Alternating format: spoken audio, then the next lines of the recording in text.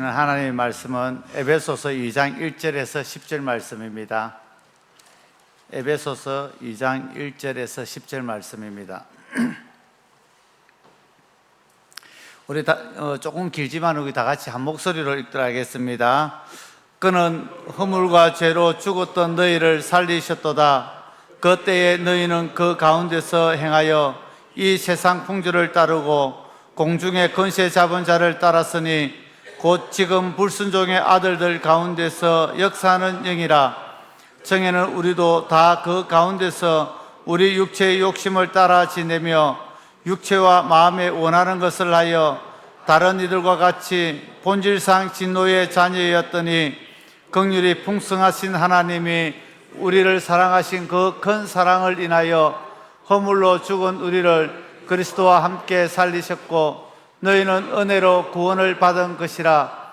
또 함께 일으키사 그리스도 예수 안에서 함께 하늘에 앉히시니 이는 그리스도 예수 안에서 우리에게 자비하심으로써 그 은혜의 지극히 풍성함을 오는 우리 세대에 나타내려 하심이라. 너희는 그 은혜에 의하여 믿음으로 말미암아 구원을 받았으니 이것은 너희에게서 난 것이 아니요 하나님의 선물이라. 행위에서 난 것이 아니니 이는 누구든지 자랑하지 못하게 함이라.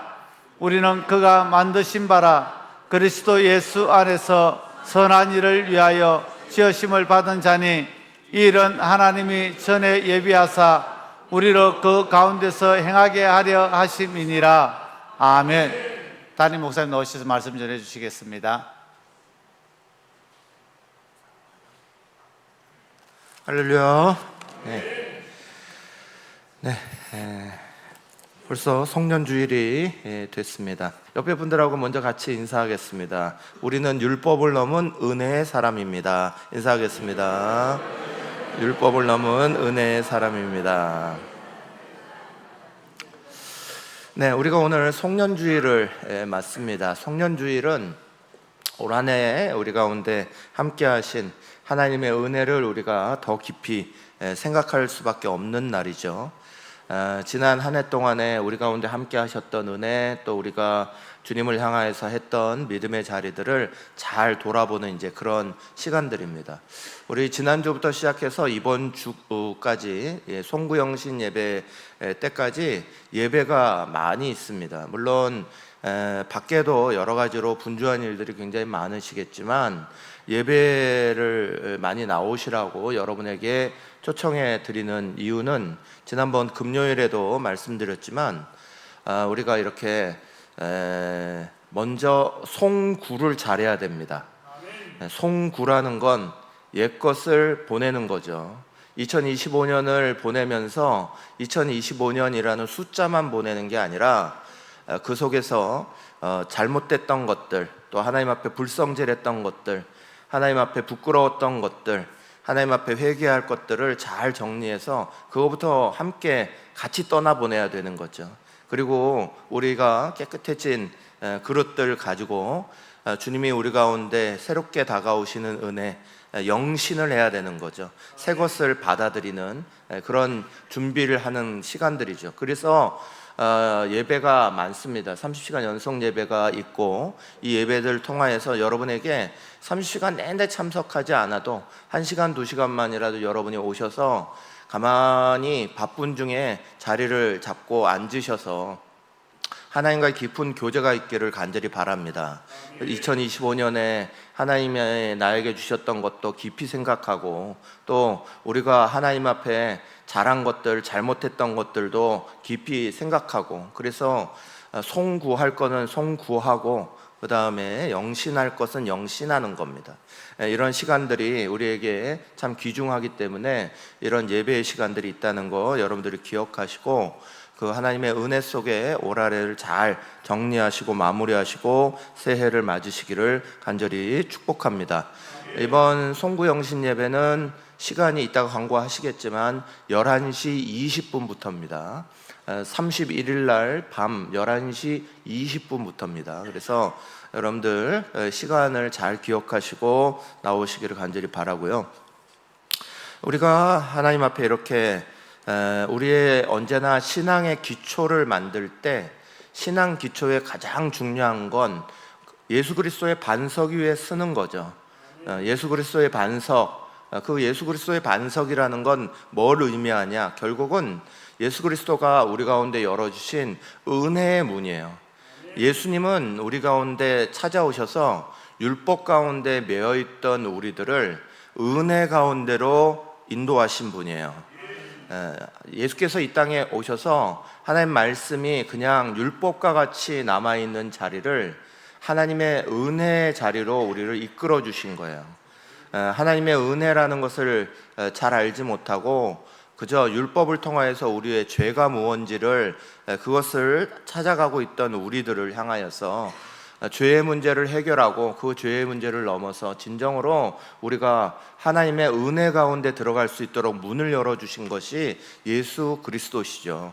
그래서 그 예수 그리스도의 반석 위에 선다는 건 하나님의 은혜의 문을 열고 들어가는 겁니다. 그래서 율법을 넘어서는 거예요. 우리는 율법의 사람이 아니라 율법을 넘어선 은혜의 사람인 줄 믿으시기를 축원합니다. 여러분, 우리가 저와 여러분 모두가 분명히 잊지 말아야 되는 건 우리는 하나님의 은혜를 받은 은혜의 사람들입니다. 그런데 이 은혜라는 말이 교회 안에서 너무 통상적으로 그냥 사용되는 경우가 굉장히 많아요. 은혜라는 것만큼 귀중한 것이 없는데 그 은혜라는 말이 너무 값싸게 사용되어지는 경우가 대단히 많다, 이런 생각에 너무 안타깝다, 이런 생각을 가집니다. 은혜라는 말은 헬라어라는 카리스라는 단어를 사용하는데 이 카리스라는 단어는 사랑스럽다, 아름답다, 원래 이런 뜻입니다. 그런데 이것이 기독교와 합쳐지게 되면서 이 은혜라는 단어가 하나님이 우리에게 값없이 주시는 것으로 완전히 바뀐 거예요. 하나님이 우리 가운데 우리의 조건과 또 우리의 자격과 우리의 모습 보지 않으시고 그것을 넘어서 우리 가운데 주시는 하나님의 총체적인 놀라운 사랑, 그걸 우리는 이제 은혜 이렇게 말하게 됩니다. 그런데 이 은혜라는 것에 대해서 우리는 분명하게 좀 알아야 되는 게 있어요. 성 어거스틴이라는 이제 중세의 가장 중요한 기둥이 됐던 신학을 만들었던 성 어거스틴이라는 신학자는 은혜에 대해서 이렇게 말했어요. 은혜는 두 가지가 있다, 이렇게 말했어요. 하나는 구원받기 전의 은혜이고 또 다른 하나는 구원받은 후의 은혜다. 구원받기 전의 은혜는 우리로 하여금 불가항력적으로 우리의 힘이 들어가지 않고 우리의 노력이 들어가지 않고 하나님이 오직 하나님의 것으로만 하시는 불가항력적으로 우리를 구원하신 은혜다. 그것이 구원 이전에 있었던 은혜예요. 그런데 또 다른 은혜가 있다는 거예요. 그 또 다른 은혜는 구원 후의 은혜인데 구원 후의 은혜는 회심한 후에 우리가 하나님의 은혜를 통하여서 하나님의 능력과 또 우리의 노력, 우리의 의지, 이것이 합쳐져서 협력해서 만들어내는 은혜다, 그렇게 설명했어요. 은혜는 두 가지입니다. 은혜는 두 가지인데 하나는 우리가 아무것도 손댈 수 없는 불가항력적인 은혜입니다. 그건 구원을 위한 은혜였습니다.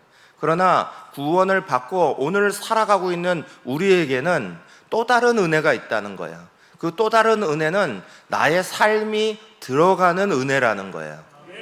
내가 하나님의 능력과 합쳐진 은혜, 그것이 구원받은 후의 은혜다, 그렇게 얘기했어요.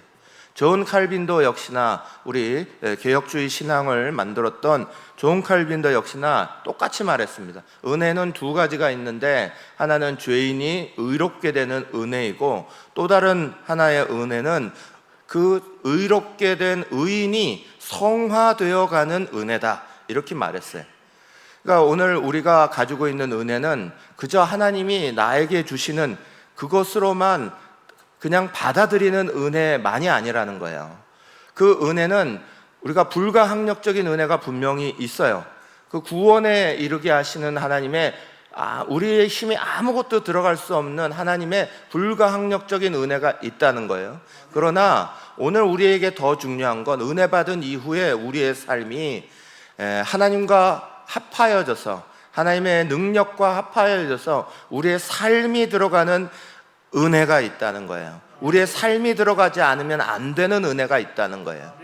사랑하는 여러분, 저와 여러분은 그 은혜의 자리를 잘 기억하시기를 간절히 축원합니다.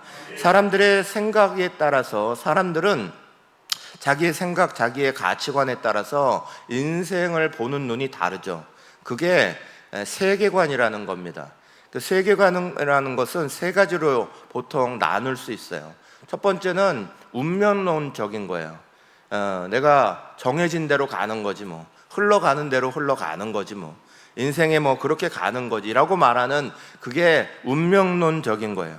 세상을 살아보니 세상은 거대하고 내가 어떻게 할 수 없는 큰 힘 속에 있는 그 앞에서 내가 있기 때문에 나는 이것을 바꿀 만한 힘이 없어. 그러니까 그냥 흘러가는 대로 가는 거야. 나에게 주어진 대로 가는 거야. 이게 운명론적인 거예요.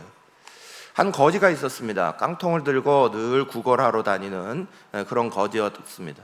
근데 어느 날 행여나 나에게도 행운이 따라올까 해서 복권 하나를 구입했습니다. 그리고는 그 복권을 따로 어디다가 보관할 자리도 없어서 깡통에다가 딱 붙여놓고, 그리고는 이걸 가지고 구걸하러 다녔습니다.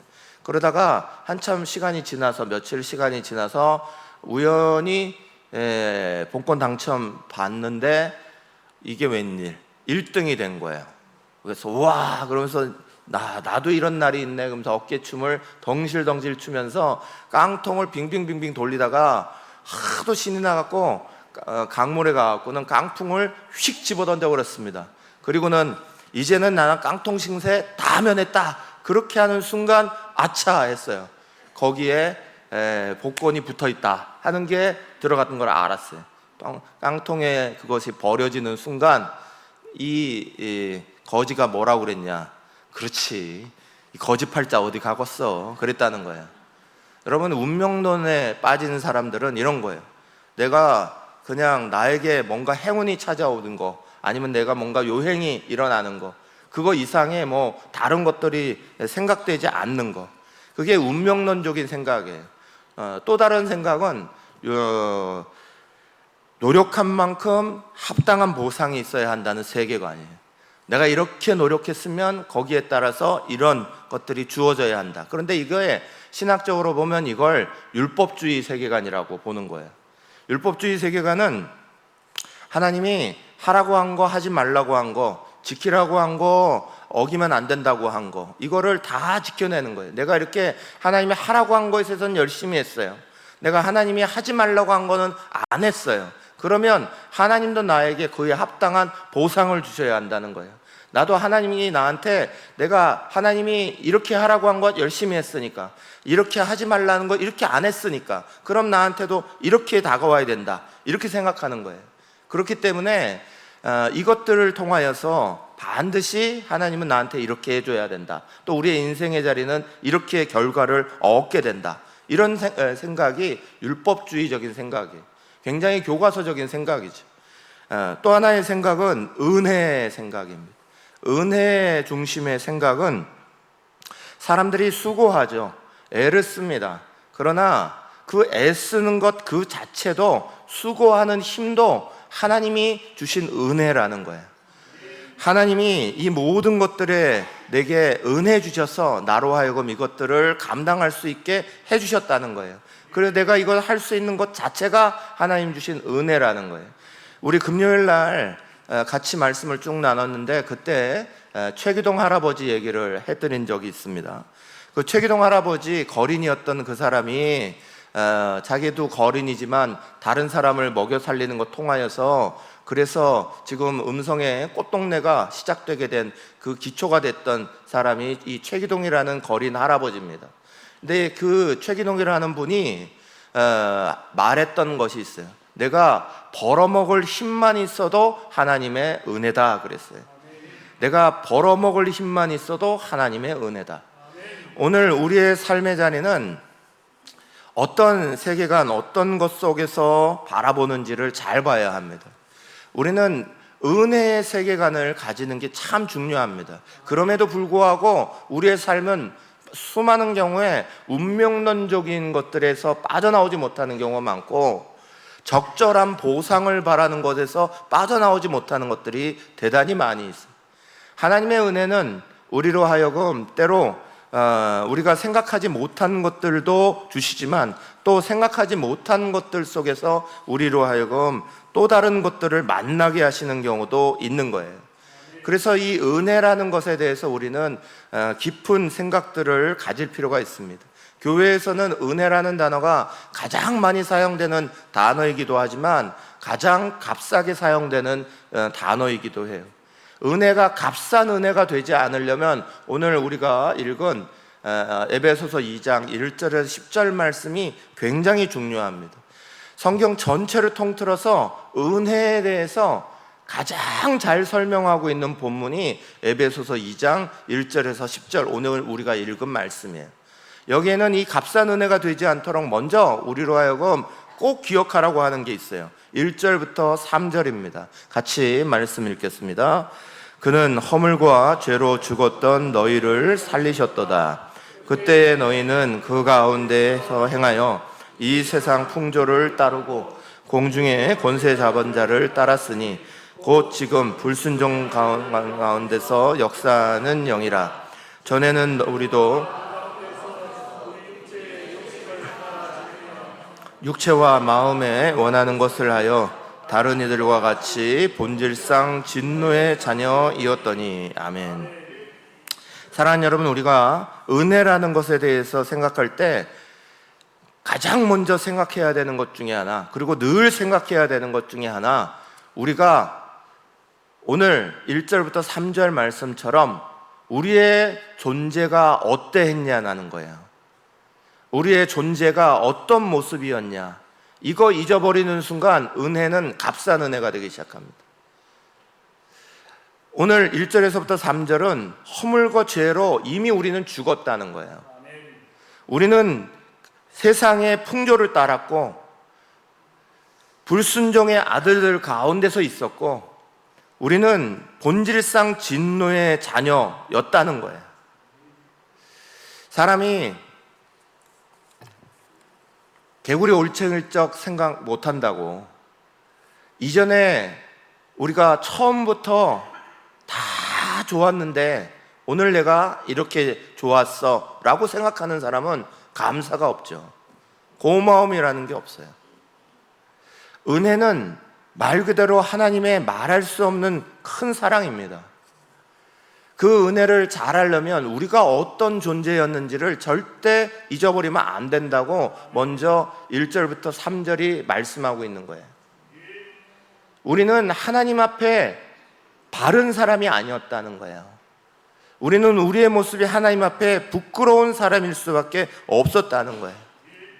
세상의 풍조를 따라 살았고 불순종하는 가운데 살았다는 거예요. 우리는 하나님의 마음을 하나님의 마음대로 하려고 하지 않고 우리 마음대로 육체와 마음에 원하는 것을 하려고 했던 사람이라는 거예요. 우리가 그랬던 모습인 것들을 어느 날인가 잊어버리면 그때부터 우리에게 있어서는 은혜가 감사가 아니고 은혜는 값싼 것이 되어버립니다. 사랑하는 여러분, 사도 바울은 항상 자기의 서신서들을 이렇게 보내면서 수없이 자기 자신이 내가 나된 것은 하나님의 은혜다라고 말하면서 자기 자신의 부족한 모습을 조금 더 가감없이 계속 얘기합니다. 어떨 때는 나는 죄인 중에 괴수였다라고 스스로를 계속 밝힙니다. 어떨 때 나는 다른 사람을 핍박하는 박해자였다라고 스스로를 밝힙니다. 내 자신은 하나님 앞에 부끄러울 수밖에 없는 사람이다 라는 사실을 날마다 밝힙니다. 그 사실을 왜 밝히야 할까요? 그 사실이 바로 내가 오늘 하나님의 은혜를 입고 사는 사람이다 라는 사실을 상기시켜 주기 때문에 그런 거예요. 하나님의 은혜는 내 자신의 존재가 어떤 모습이었다는 걸 잃어버리는 순간 우리도 그 하나님의 은혜를 값싸게 만들어 버리기 시작합니다. 사랑하는 여러분, 저 여러분은 본질상 진노의 자녀다. 성경은 우리 가운데 분명히 말씀합니다. 우리의 본질은 하나님이 원치 않는 진노의 자녀들입니다. 오늘도 우리가 하나님의 은혜 안에 딱 붙잡혀 살지 않으면 우리는 여전히 불순종하는 길을 가기가 쉽고 내 마음의 욕심과 내 마음 뜻대로 가려고 하는 생각들이 더 많은 사람들입니다. 사랑하는 여러분, 우리 자신의 모습 안에 은혜가 값싸지지 않으려면 먼저 그 은혜에 대해서 내가 어떤 존재였는지를 절대 잊어버리면 안 됩니다. 어떤 분들은 같이 이렇게 목장 모임이나 뭔가를 이렇게 나눌 때 보면 좋은 얘기만 하려고 그러시는 분들이 많습니다. 부끄러운 모습을 가리려고 하는 모습이 많습니다. 내가 이런 것들을 잘 못해, 내가 이런 것들에 대해 부끄러워, 이런 모습들은 가리려고 합니다. 교회 생활을 하다 보면 누가 아프고 누가 힘들고 그러면 아픈 거 안 알리려 하고 가리려고 하는 사람들이 많습니다. 사람의 심리는 자기의 부끄러움을 자꾸 가립니다. 그게 죄의 한 가지의 특성이죠. 아담과 하와가 처음에 죄를 짓자마자 딱 일어났던 건 자기의 부끄러움을 가린 거였습니다. 부끄러움을 가리려고 하는 것이 사람의 죄의 모습 중에 한 가지이기도 합니다. 여러분, 우리가 하나님 안에서 나는 이렇게 부끄러운 사람이야 라고 말하는 건 은혜 받은 사람인 것을 고백하는 말이기도 한 거예요. 그래서 사도 바울은 그걸 계속 고백하는 겁니다. 나는 하나님 앞에서 이렇게 올바르지 못했던 사람이야. 그러나 그 하나님의 은혜가 나를 지금 이렇게 새롭게 만들어 준 거야. 하나님의 은혜를 은혜답게 만들려면 내 자신의 모습이 본질상 진노의 자녀였다는 사실을 절대 바꿀 수 없다는 사실을 분명히 알아야 합니다. 그런데 그걸 바꾸는 순간 그걸 잃어버리고 마치 나는 예전처럼 잘해왔는데 내가 잘해왔기 때문에 하나님이 나를 이렇게 은혜로 불러주셨다라고 생각을 한다면 하나님의 은혜를 우리는 값싸게 만들어버리는 거예요. 사랑하는 여러분, 1절에 3절은 은혜를 이해하는 데 있어서 너무너무 중요한 거예요. 우리의 모습이 어떤 존재였다라는 것들을 절대 잊지 마시기를 간절히 축원합니다. 그러면서 4절에서부터 9절은 새로운 하나님의 은혜에 대해서 말했어요. 읽겠습니다. 긍휼이 풍성하신 하나님이 우리를 사랑하신 그 큰 사랑을 인하여 허물로 죽은 우리를 그리스도와 함께 살리셨고 너희는 은혜로 구원을 받은 것이라. 또 함께 일으키사 그리스도 예수 안에서 함께 하늘에 앉히시니 이는 그리스도 예수 안에서 우리에게 자비하심으로써 그 은혜의 자격이 풍성함을 오는 여러 세대에 나타내려 하심이라. 너희는 그 은혜에 인하여 믿음으로 말미암아 구원을 받았으니 이것은 너희에게서 난 것이 아니요 하나님의 선물이라. 행위에서 나는 것이 아니니 이는 누구든지 자랑하지 못하게 함이라. 아멘. 사랑하는 여러분, 우리가 우리 존재의 잘못된 모습을 분명히 알면 그것을 고치신 하나님의 은혜도 분명히 압니다. 긍휼이 풍성하신 하나님, 우리를 불쌍히 여기 보신 하나님이 우리에게 그 큰 사랑을 주셨다는 거예요. 하나님의 사랑이 커져가고 그 하나님의 사랑이 감사하고를 느낄 수 있는 사람은 그저 이것이 당연하다라고 생각하지 않는 사람이에요. 사람의 삶 가운데 하나님의 은혜를 느끼는 삶 가운데 가장 중요한 것 중에 하나가 바로 당연하게 생각하지 않는 거예요. 그런데 수많은 사람들이 실수하는 것 중에 하나가 당연하게 생각하는 거예요. 하나님의 은혜는 우리를 향하여서 그 아들을 그리스도를 내어주시기까지 전심을 다하여서 주신 것인데 우리가 본질상 진노의 자녀였고 불순종의 아들들이었는데 그럼에도 불구하고 우리를 그것을 바꾸시려고 하나님은 최선을 다하셨는데 그걸 우리는 어느 틈엔가 은혜라는 이름 안에서 자꾸 당연시해져 버리는 거예요. 제가 결혼 주례를 되게 많이 해봤습니다. 제가 청년부 목회자 시절부터 결혼 주례를 했거든요. 제가 결혼 주례를 굉장히 많이 했습니다. 그런데 그 결혼 주례를 할 때마다 꼭 가르치는 게 있습니다. 꼭 말해주는 게 있습니다. 그거는 절대로 아내가 밥상 차려오는 게 당연한 게 아니다. 고마워해야 되는 얘기다. 남편이 밖에서 돈 벌어오는 거, 먹여 살리는 거 절대로 당연한 거 아니다. 굉장히 고마워해야 되는 거다. 고마움을 잃어버리는 순간 당연해진다. 당연해지면 안 해주면 섭섭해진다. 안 하면 섭섭해지는 거고, 당연한 걸 안 하면 섭섭해지고, 섭섭하면 그때부터 오해가 쌓이고 서로 간에 갈등이 생기는 거다. 제가 반드시 그 얘기합니다. 사랑하는 여러분, 우리의 인생에 있어서 당연한 건 정말 하나도 없습니다. 하나님의 은혜라는 이름으로 당연한 건 아무것도 없습니다. 하나님의 은혜는 오히려 그 순간순간마다 놀라운 것이죠. 그 은혜를 만날 때마다 우리는 감격해야 되는 거고, 은혜를 만날 때마다 우리는 그것을 값싸게 느끼는 게 아니라 고귀하게 느껴야 하는 거예요. 그럼에도 불구하고 우리는 그 은혜를 너무 값싸게 말하는 경우가 많죠. 교회 안에서도 가장 많이 쓰는 말이 은혜 받았어요, 은혜에 대한 이야기입니다. 그런데 그 은혜를 받는 우리의 모습이 정말 감사하냐는 거죠. 은혜를 받았으면 그건 정말 엄청난 감사인 거예요. 그런데 그 은혜의 감사가 아니라 곧바로 그 은혜의 감사를 버려버리는 경우가 너무나 많지.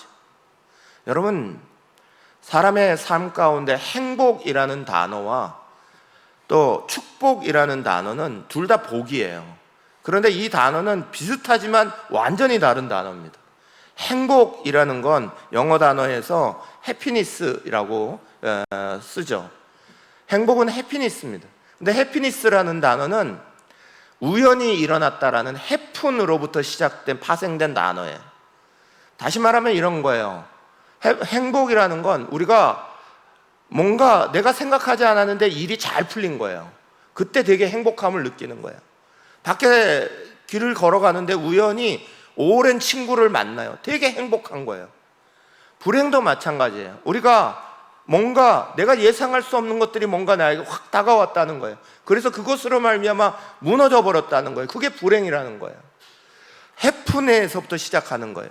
행복이나 불행이나 어느 순간인가 갑자기 찾아오는 것처럼. 그래서 마치 운명론적인 거예요. 그런데 블레싱이라고 말하는 축복은 다른 단어예요. 블레싱이라는 단어는 피를 흘리다라는 블리드에서부터 시작한 단어예요. 이 축복이 일어나기 위해서 누군가의 피 흘림이 있었다는 거예요. 누군가의 희생이 있다는 이야기예요. 블레싱이라는 단어는 축복의 근본이 희생에서부터 출발한다는 거예요. 그리스도가 우리를 위해서 피 흘리심으로 말미암아 우리의 삶이 복을 받았다고 말하는 것, 그건 블레싱을 말하는 거예요. 산상수훈에서 복 있는 사람, 이런 사람은 복이 있고 하고 말씀하시는 팔복에 대한 것들을 다 말씀하실 때 그 복은 해피니스를 말하는 게 아니에요. 블레싱을 말하는 거죠. 사랑하는 여러분, 우리의 인생에서 복은 그냥 찾아오는 게 없습니다. 하나님의 은혜는 그저 찾아오는 게 없습니다. 그 하나님의 은혜는 반드시 피 흘림에 대한 희생이 따라오는 거죠. 하나님의 은혜는 그저 우리 가운데 찾아온 법이 없습니다. 오늘 우리가 살아갈 때 그래서 그 은혜가 값싼 은혜가 되지 않으려면 거기에 마지막 이 10절 말씀이 꼭 들어가야 되는 거예요. 10절 말씀을 같이 읽겠습니다. 시작. 우리는 그가 만드신 바라 그리스도 예수 안에서 선한 일을 위하여 지으심을 받은 자니 이 일은 하나님이 전에 예비하사 우리로 그 가운데서 행하게 하려 하심이니라. 아멘. 사랑하는 여러분, 하나님의 은혜가 진정으로 은혜가 되려면 아까 성 어거스틴이라는 중세 신학자가 말했듯이 존 칼빈이라는 우리 개신교의 첫 기독교 강요를 썼던 그 신학자가 말했듯이 은혜는 불가항력적인 하나님의 은혜만 있는 게 아닙니다. 은혜는 구원을 향한 불가항력적인 은혜도 물론 있지만 구원 이후의 은혜가 있습니다. 구원 이후의 은혜는 우리의 삶이 들어갈 때 은혜가 되는 거예요. 우리의 삶이 합쳐질 때 그게 놀라운 은혜의 역사로 만들어 시작하는 거예요. 하나님 안에서 점점 그리스도인답게 성화되어 갈 때 우리는 진정으로 하나님의 은혜의 사람이 되는 거예요. 오늘 10절 말씀은 그것을 우리 가운데 말해주는 거예요.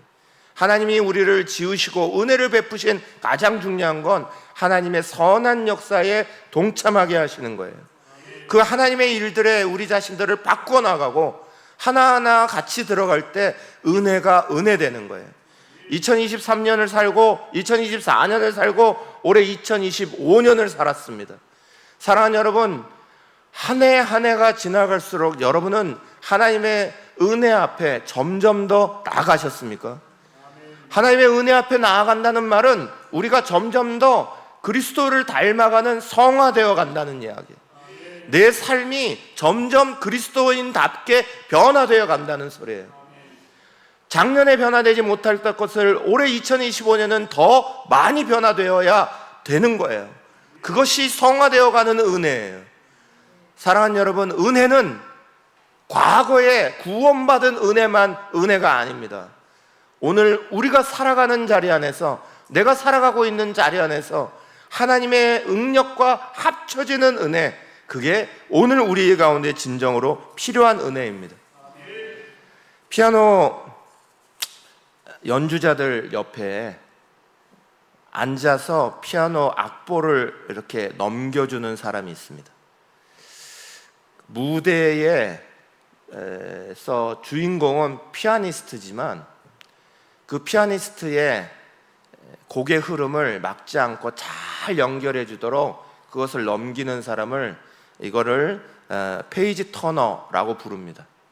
그 사람은 그 무대 위에서는 아무런 조명을 받지 못하는 사람이죠. 그러나 이 사람이 어느 틈엔가 이것을 잘 순간순간에 곡을 흐름을 놓치지 않도록 잘 넘겨줘야 피아니스트는 아무런 부담 없이 그것을 잘 칠 수 있는 겁니다. 사랑하는 여러분, 우리가 국가적인 행사였던 에이펙 얼마 전에 열렸던 것도 그 큰 행사를 할 때 그 뒤에서 수많은 경찰관들이 24시간을 밖에서 밤을 새면서 버티고 있었습니다. 하루에 20톤씩 쏟아져 나오는 쓰레기들을 환경미화원들이 매일마다 다 치우고 깨끗하게 만들었습니다. 수많은 자원봉사자들이 그 옆에서 그 일들을 다 함으로 말미암아 이 에이펙 행사가 아름답게 잘 맞춰진 겁니다. 언제나 페이지 터너라는 사람은 보이지 않는 사람일 뿐이죠. 그러나 그 사람이 없으면 모든 것들의 진행이 어려운 겁니다. 교회도 마찬가지입니다. 교회의 하나의 모든 자리들은 항상 보이지 않는 수고를 가지고 있는 한 분 한 분들에 의해서 2025년도 이렇게 아름답게 오게 되는 거예요. 우리의 삶의 자리 안에서 은혜 받은 사람은 앞에만 있는 사람들이 아닙니다. 하나님의 선한 일들을 위하여서 앞에 드러나건 드러나지 않건 하나님의 은혜의 자리를 향하여서 그것이 나에게 베푸신 값싼 은혜가 되지 않도록 귀중하고 존귀한 은혜가 될 수 있도록 남이 알아주던 남이 몰라주던 그 은혜 받은 대로 열심으로 섬기는 그 자리를 지켜내는 사람들이 진정으로 은혜 받은 사람들입니다. 사랑하는 여러분, 저와 여러분들이 올 한 해도 그렇게 열심으로 사셨듯이 올 한 해 우리의 모습을 가만히 돌아보면서 하나님의 은혜가 우리 속에 진정으로 하나님의 은혜가 되도록 우리의 삶이 그 은혜 속에 반드시 합쳐질 수 있도록 올 한 해도 잘 마무리하시고 내년 2026년을 기쁨 가운데 만나시기를 간절히 축원합니다.